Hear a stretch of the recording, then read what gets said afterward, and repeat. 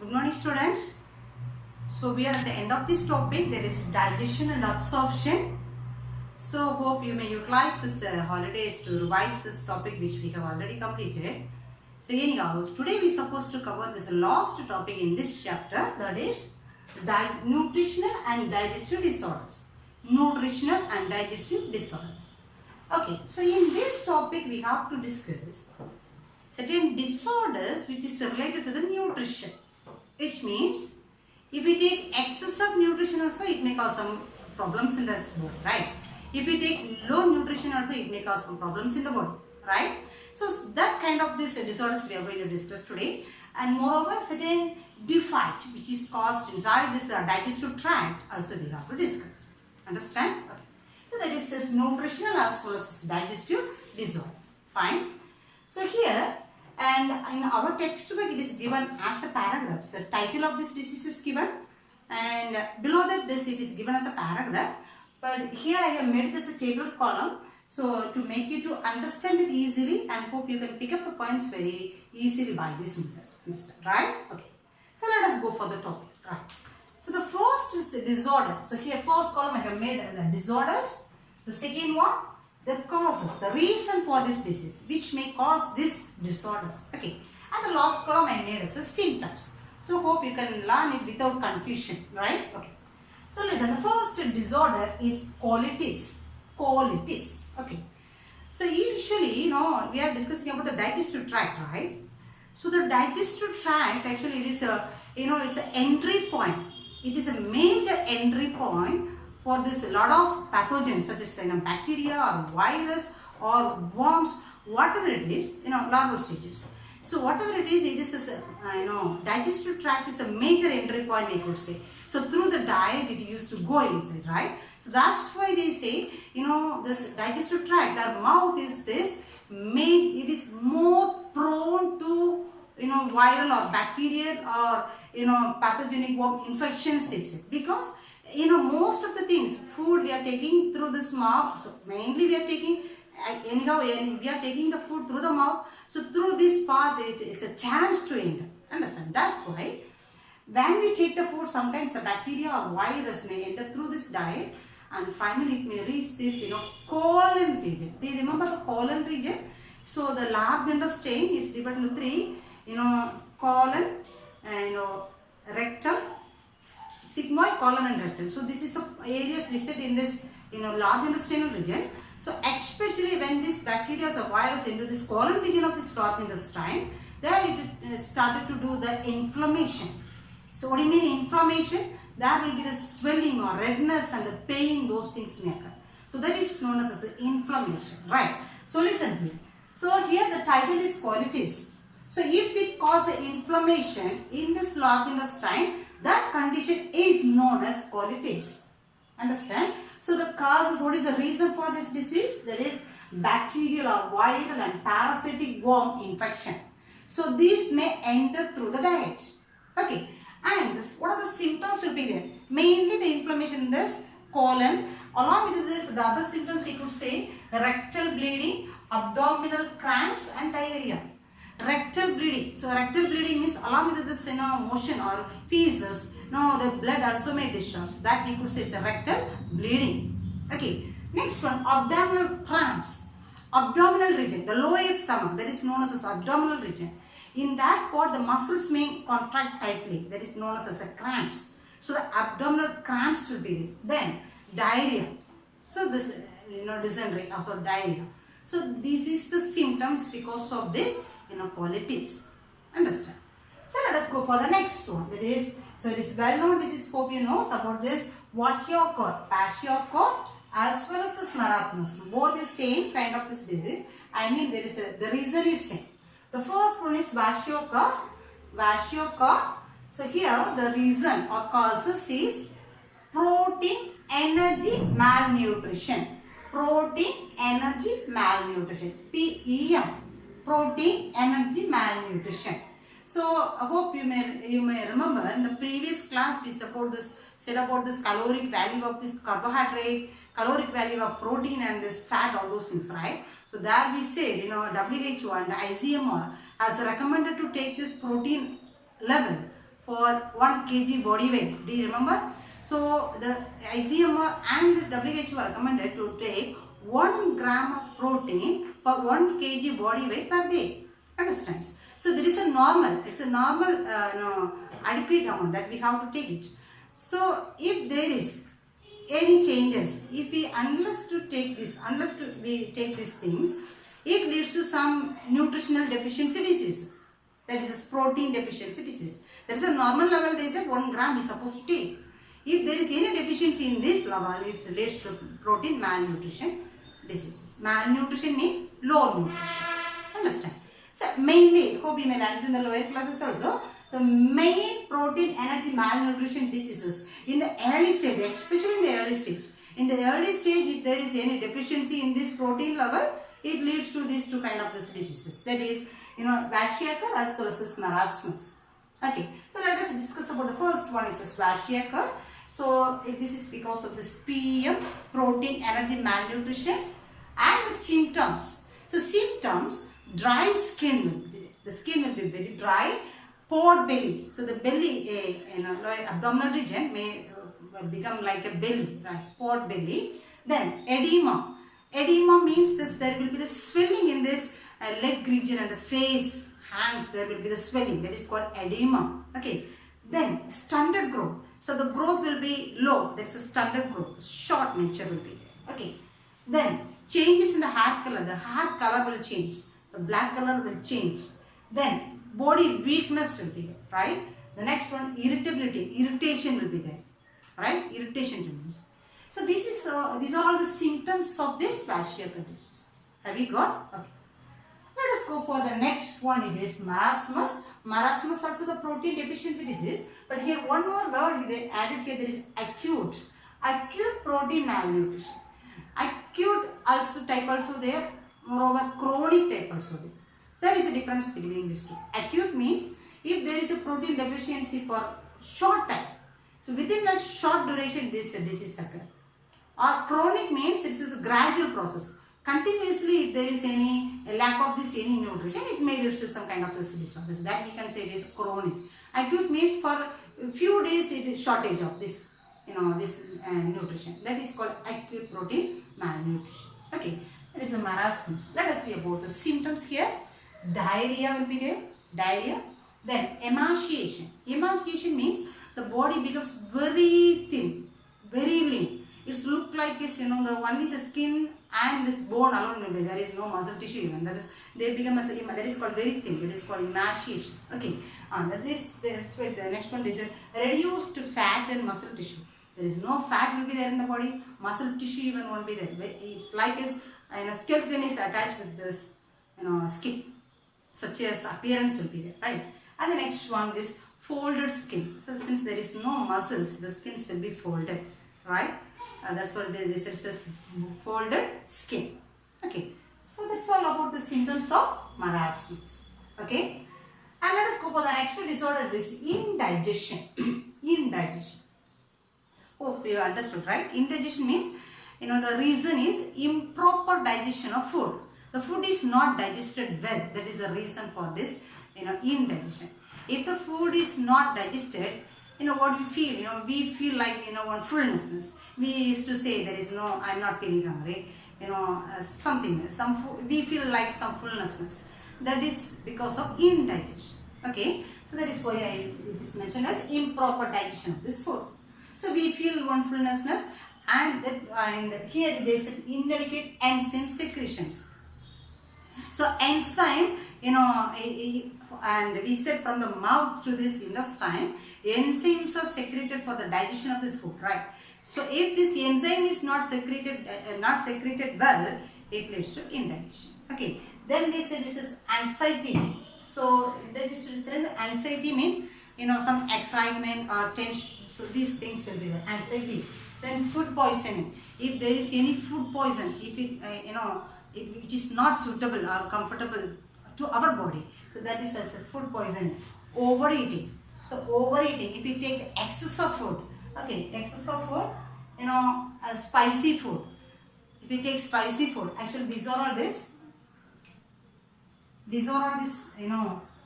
causes. Inadequate enzyme Actually, this has to come to this side. Okay. Okay. Inadequate enzyme secretion. If the enzyme is not secreted well, the food will not be digestible. Okay. Any excitement, tense, there is anxiety. If you take any, contaminated food, it may lead to food poison. The food poisoning, overeating. So, spicy food. These are also leads to this improper digestion. So, the what feel will be there? Fullnessness will be there.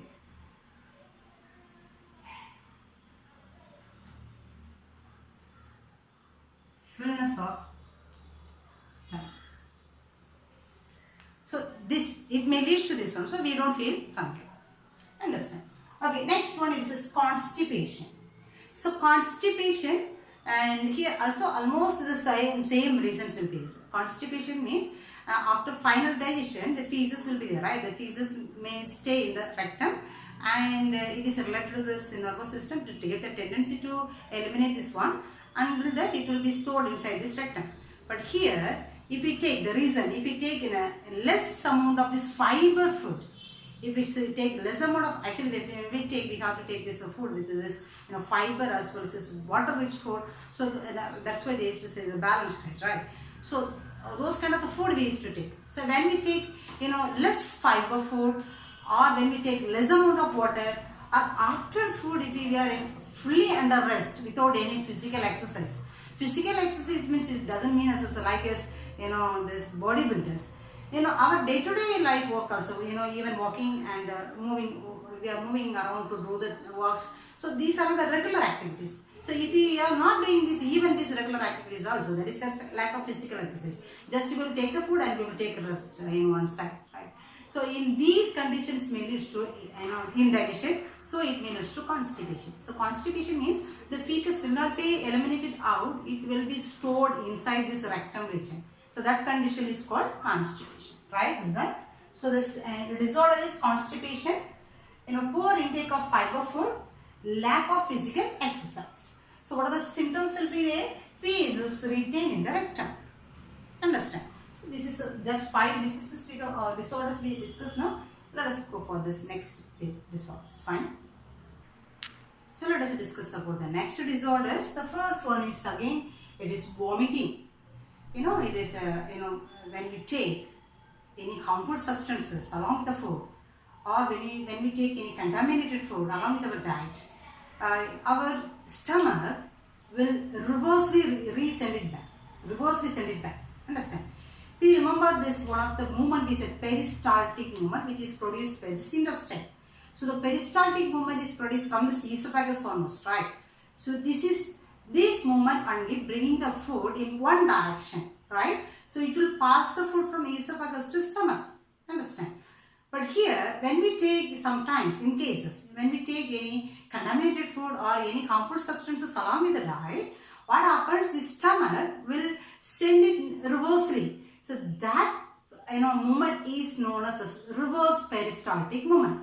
The reverse peristaltic movement, that is called it as reverse peristaltis. Okay, so when we produce the reverse peristaltis movement, this undigested food or this contaminated food will come back through the mouth. Okay, first they will get one nausea tendency. Nausea means it don't come out outside. The waste don't come out outside. We will get the tendency of this vomiting. That is known as nausea. Then it is leading to vomiting. Understand? That is this vomiting, and the causes is harmful substances or contaminated food. Right? Here symptoms: reverse peristalsis and nausea. It is leading to vomiting. Have you got? Okay. And the next one is jaundice. So jaundice, I hope you heard about this one, jaundice.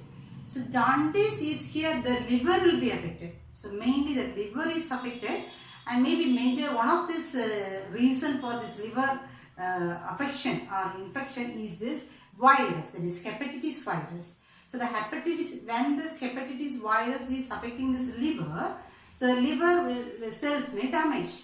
Okay, and we remember in the previous class, I hope we discussed about this one of this function of this liver. Other than this digestive function, the liver is doing some other functions we discussed, right? There, one of this function, the liver is useful to distract or destroy this aged RBC cells and this damaged RBC cells will be destroyed in the liver, right? So when it destroys, it will produce some substance, the waste substance, that is known as bile pigments. That is known as bilirubin, biliverdin, those things we discussed in the previous class, right? So here, because of this hepatitis virus, when the liver is infected, the liver failed to do this function. So this liver will not destruct these RBC cells, or aged RBC cells and the damaged RBC cells. And even if it is destructed, the waste will not be removed from the blood. So it may deposit in the blood even. Understand? So the deposition of this bile pigment will be there in the blood. So this pigment may lead to the color changes in this eye as well as on the skin. It may lead to yellowish color, right? So that is about this jaundice. Listen. So the disorder is jaundice. The causes is it is because of the hepatitis virus sometimes. Then the symptoms are deposition of bile pigment, change eye and skin color into yellow. Have you got? And the next one is liver cirrhosis, or it is known as deserted liver, or it is known as scarred liver. Deserted liver or scarred liver. So that is liver cirrhosis. So here this reason for this diseases is, here also the liver will be affected, right? So liver will be affected, and this also may be because of this infection. Viral infection also one of this major cause, reason will be there. And other than this, there's other major symptoms and reasons for consumption of this alcohol.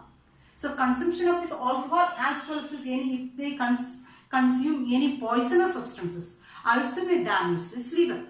Have you got? And it may lead to some symptoms. That is, it will destruct or degenerate this liver cells, hepatic cells. So the hepatic cells means liver cells. The liver cells destruction or degeneration. The liver cells, actually we said it is regeneration capacity is there in this liver cells. It will regenerate. So here they mentioned the word, it is degenerate. Degenerate means opposite for regeneration. So the liver cells will not be newly produced. That is the degeneration will be there. Okay. So this may lead to the formation of damaged blood vessels, damaged bile duct. Understand? Then it may lead to the formation of some fibrosis. Fiber formation will be there in the liver. Okay, so let us see about this. And liver cirrhosis is otherwise known as a deserted liver, or it is known as a scarred liver, right? Here the causes is infection. It may be due to the infection, consumption of poison and alcohol, and another one malnutrition also. Low nutrition. If there is nutritional deficiency, also leads to liver cirrhosis. Right. Symptoms: degeneration of liver cells, abnormal blood vessel, and abnormal bile formation, bile duct formation. Right. Then formation of fibrosis. So these are all the symptoms to be. Fine. So the next one is this gallstones. Right. Gallstones. Have you heard gallstones? So we may hear about the kidney stones, right? So kidney stones may form when this body water is dehydrated, right? So the kidney stone is made up of calcium oxalate and phosphate. So those things, right? So here actually it's a gallstones. Have you heard gallbladder? So gallbladder is a pouch-like structure which is present inside this liver, right? So what is the role of this gallbladder? This gallbladder will store the secretion of this liver. So the liver will secrete the bile juice. So this bile juice will be stored inside this gallbladder, right? So listen, gallstones means, so actually bile juice consists of what are the substances? Bile salt, it consists of cholesterol, it consists of bile pigment, phospholipid. So these are all the substances, the composition of this bile juice, right? So if there is any alteration in this composition, in case the bile salt level may increase or this cholesterol level may increase, if there is any alteration in this composition level, it may lead to the formation of stones. So here especially they say these stones may deposit in this duct region or in this gallbladder region, and here these gallstones are formed of mainly of crystallized cholesterol. Crystallized cholesterol. Here it is crystallized cholesterol.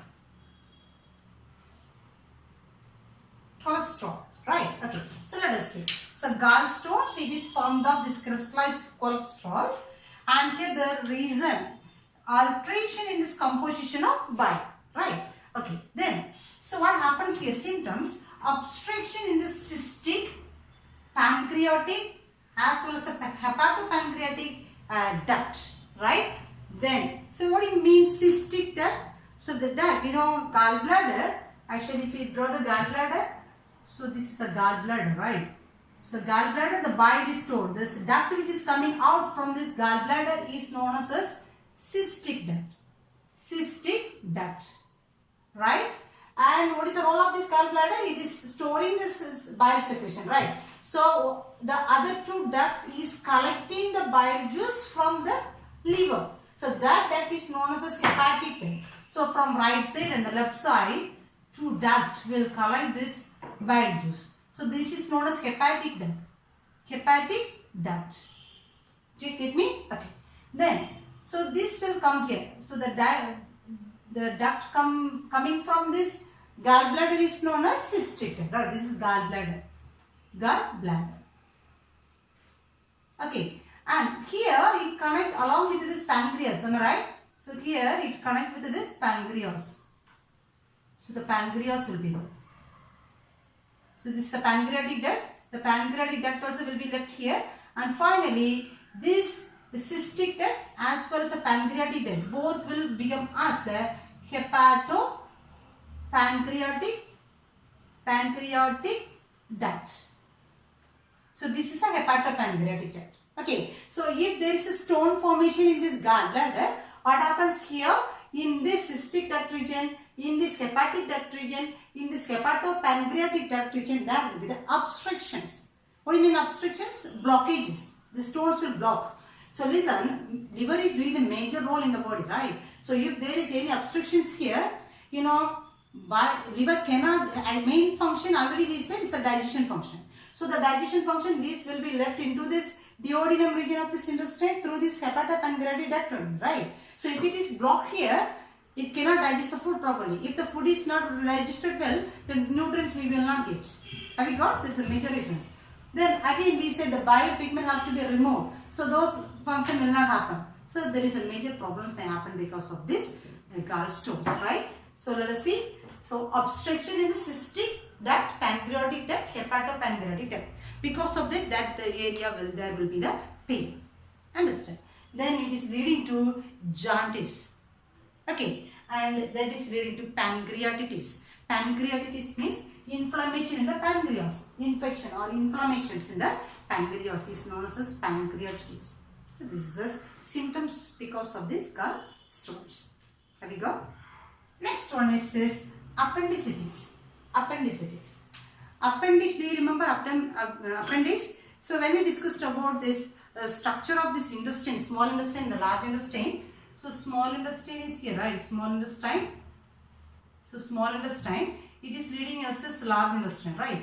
So large intestine, there is three regions will be there: cecum, colon, rectum, right? Cecum, colon and rectum. The part which is connected to the small intestine is known as cecum. Cecum, right? And from this side, one finger-like projection will be there, one outgrowth. This is known as appendix. Appendix. Okay, so actually it is not well functioning for this, human beings we said, but this is, in these regions is helpful for cellulose digestion. So those things we are discussing in the structural region, right? Okay, so this is appendix. From here actually it is, large intestine. Large intestine will be formed, right?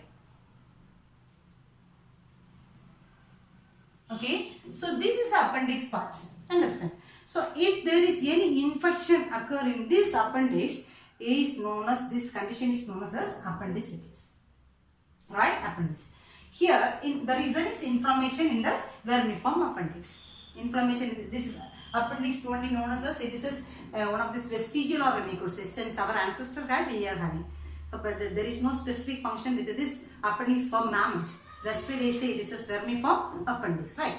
Okay, so anyhow, there is an inflammation in this appendix region. Okay, so in the beginning stage, we will will get the symptoms, abdominal pain will be there, right? So abdominal pain. So if there is a pain, so immediately we have to go for the treatment. So unless we go for the treatment, or if the treatment is delayed, what happens here, this appendix will rupture, it will break. So the infection may spread over this the overall abdominal region, right? That condition is known as peritonitis. Peritonitis. Understand? So listen, this disorder is appendicitis. The reason is inflammation in the vermiform appendix, right? The symptoms, abdominal pain, severe pain will be there, and it is leading to peritonitis. If the treatment is delayed, it leads to peritonitis. Understand? Okay, so let us go for the next disease. Fine. So let us go for the next one. It is hiatus hernia. Hiatus hernia, or it is known as diaphragmatic hernia. Diaphragmatic hernia, right? So what do you mean diaphragm? It is so if you see the lungs, and if you see the lungs, it's a trachea. It's divided the bronchi, right? Bronchi, and it is enclosed with the lungs, right? At the bottom, it consists of this diaphragm, right? Diaphragm. So this is the diaphragm actually, right? It is present in the thoracic region or in the chest region. So this is regarding this, respiratory tract. So here in the same site only, digestive tract also. So actually we could say the esophagus region. So the esophagus, pharynx, then esophagus, right? So the esophagus region is moving through this way, where this diaphragm is present, right? In this region is present, this esophagus of this digestive tract is present, right? And esophagus is leading to stomach. The next part is actually here, it is stomach, right? So the esophagus is leading to, here actually it is stomach, right? Here in diaphragmatic hernia or in a hiatus hernia means, it is one of this, they said it is structural abnormality. Structural abnormality means this upper part of the stomach will protrude above this diaphragm region. Actually it is below this diaphragm, right? In certain cases what happens here, this upper part of the stomach, so this is the stomach, right? So here liver and so on, so here. So this upper part of the stomach will protrude above this, it will swell above this diaphragm. So this is a structure, that's why they said it is a structural abnormality. So that condition is known as hiatus hernia, or since it is present above this diaphragm region, they mentioned it as diaphragmatic hernia. Have we got? Okay. So here listen. So what is the reason for these things? So the first reason is structural abnormality, and another one, it is actually they said it is the reason is not exactly known, but this may be the reason. Sometimes because of any injury, this muscular this muscles or tissues which is present in the stomach region or abdominal region may become weak. So weak abdominal region, right?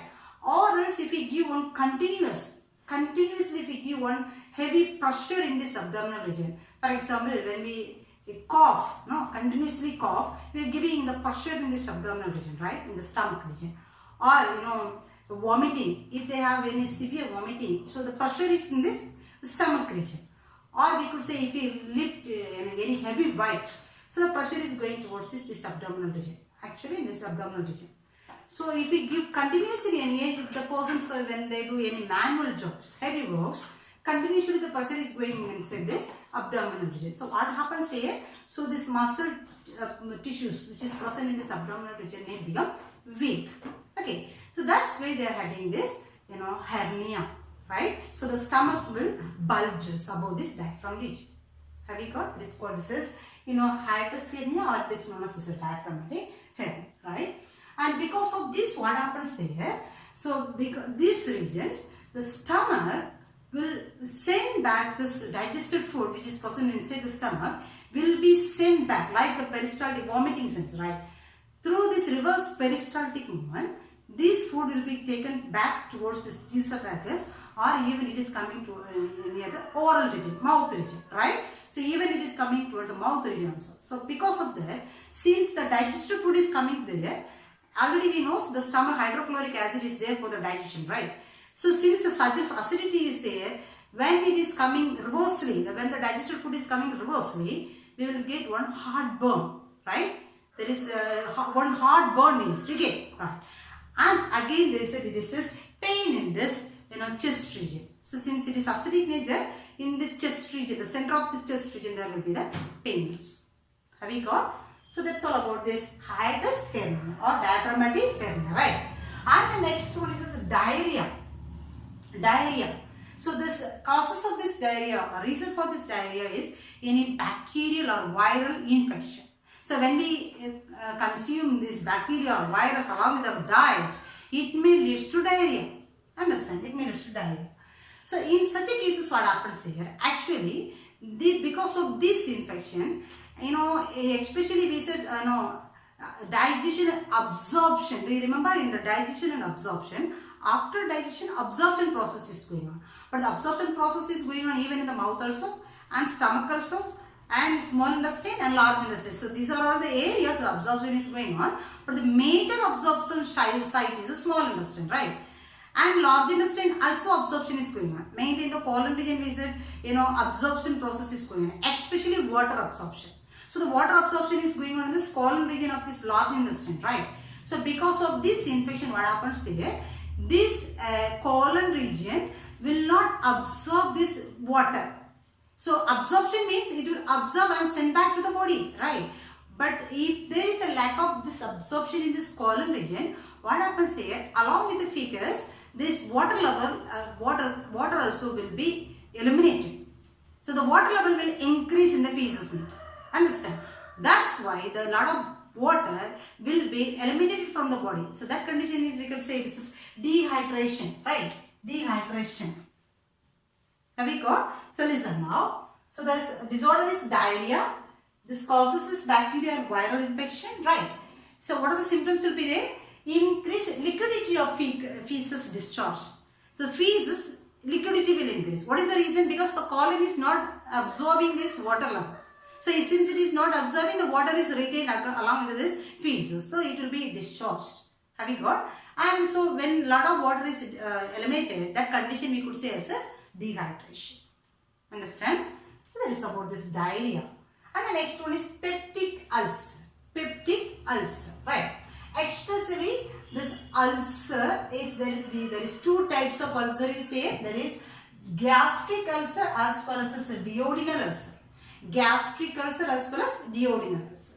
So gastric ulcer means this ulcer in stomach region, that is known as a gastric ulcer.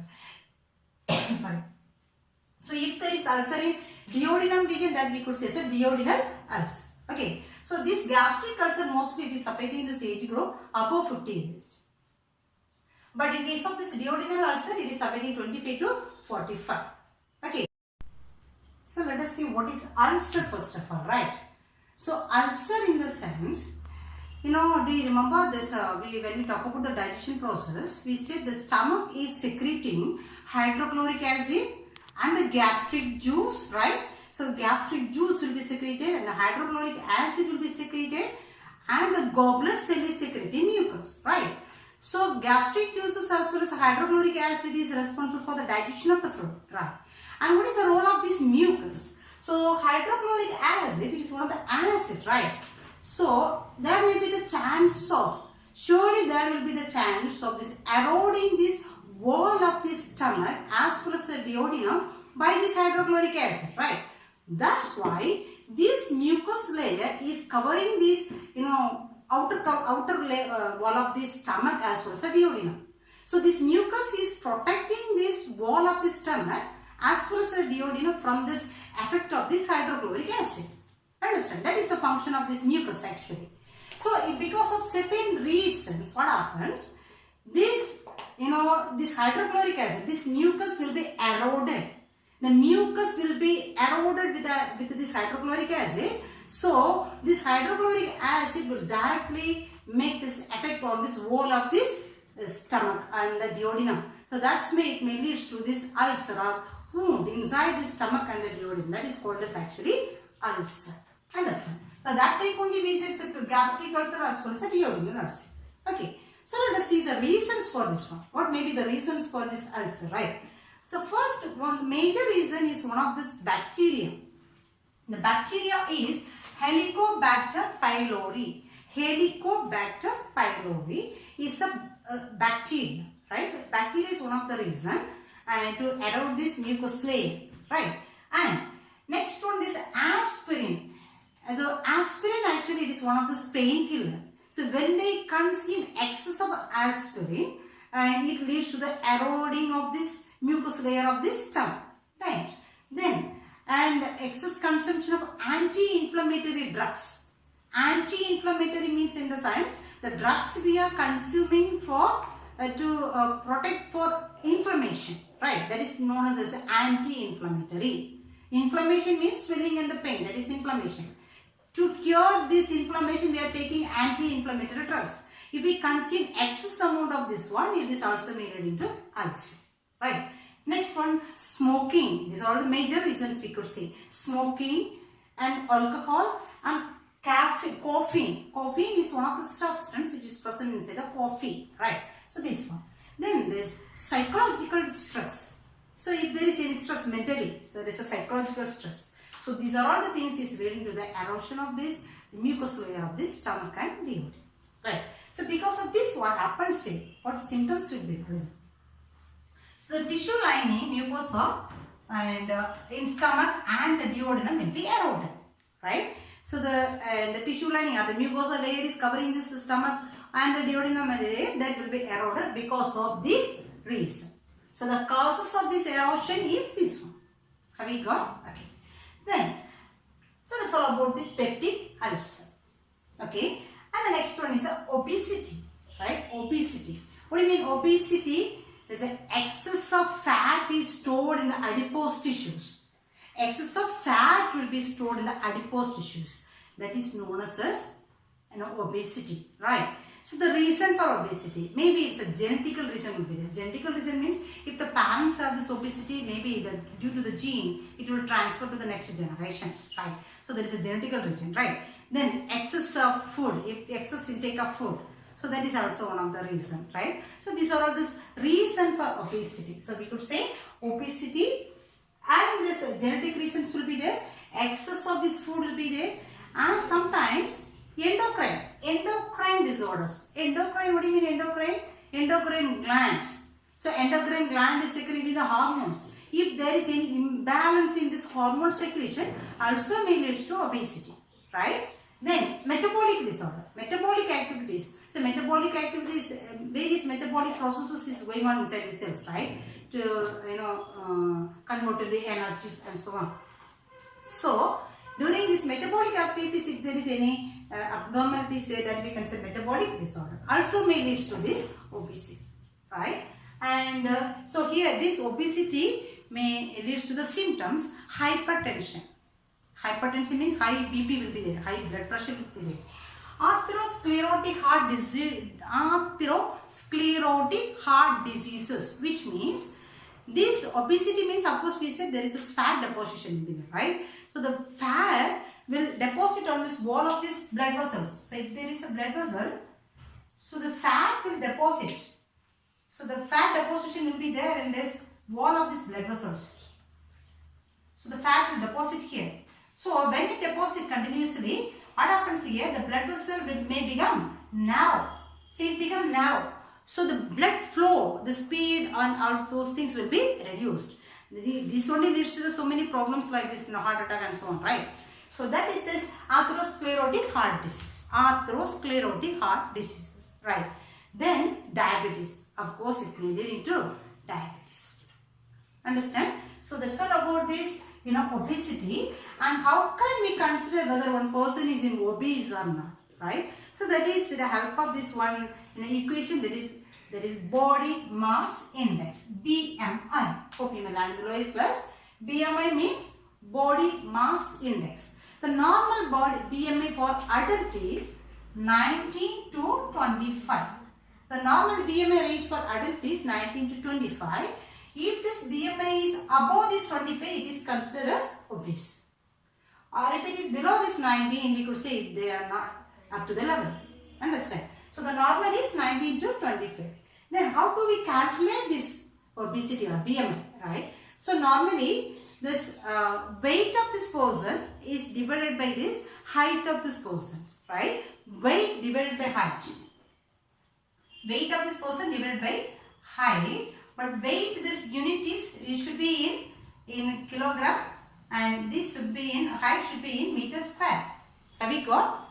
Weight divided by height, weight unit must be in kilogram and the height should be in meter square. So one of this example they are mentioned in our text, that is, if the person's body weight is 50 kg, body weight is 50 kg, right? And the person's height is 160 centimeter. 160 centimeter means 1.6, 50 divided by 1.6 square, right? So equal to, that is 19.5. 19.5, right? 19.5. So 50 divided by 1.6 square. So if we divide this, we will get the answer 19.5, right? So the normally we said is a 19 to 25. So if it is 19.5, the person is normal. Have we got? So that's all about this obesity, and this obesity will be calculated with the formula body mass index BMI, right? So that's all about our chapter, that is digestion and absorption, and hope you are covering little by little, and anyhow, so today Wednesday, and so we will meet in the next class on Monday. So until then I will give one revision schedule for you. Hope you will cover it up as per this revision schedule. Fine.